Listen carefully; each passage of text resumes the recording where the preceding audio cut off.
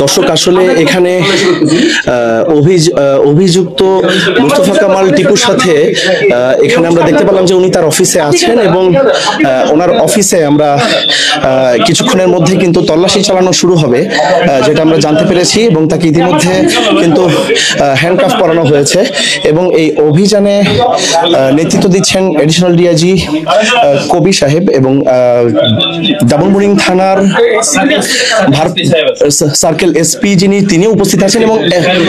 খায়রুল বাশার উনি উপস্থিত আছেন এবং একই সাথে ডাবল মুরিং থানার ওসি বাবুল আজাদ উনি উপস্থিত আছেন এবং বর্তমানে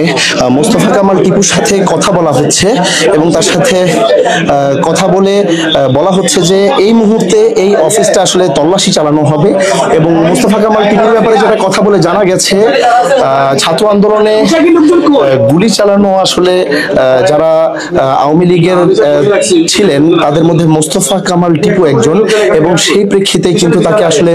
গোপন সংবাদের ভিত্তিতে অভিযান চালিয়ে কিন্তু গ্রেফতার করা হচ্ছে এবং এখানে এই মুহূর্তে অফিসে তল্লাশি চালানো হচ্ছে যেটা আমরা দেখতে পাচ্ছি মোস্তফা কামাল টিপুর উপস্থিতিতে এই অভিযানে আমরা তাকে ইতিমধ্যে গ্রেফতার করা হয়েছে যেটা আমরা দেখতে পেয়েছি তাকে হ্যান্ডকাফ পরানো হয়েছে এবং একই সাথে তার অফিসেও কিন্তু চালানো হচ্ছে তল্লাশি ডাবল মুরিং থানার একটি টিম এবং ডাবল মুরিং থানার যারা সদস্যরা রয়েছেন এই বিল্ডিং এ আমরা ঢোকার সময় যেটা দেখতে পারি এই বিল্ডিং এর সম্পূর্ণ বাহিরের অংশ তারা কিন্তু ঘিরে রেখেছিলেন এবং মোস্তফা কামাল টিপুর যে উপস্থিতি সেই উপস্থিতি আসলে তারা টের পেয়েই কিন্তু এই অভিযান তারা চালানোর পরিকল্পনা করেন এবং গোপন সংবাদের ভিত্তিতে এই অভিযান কিন্তু এই মুহূর্তে পরিচালিত হচ্ছে মোস্তফা কামাল টিপুর অফিস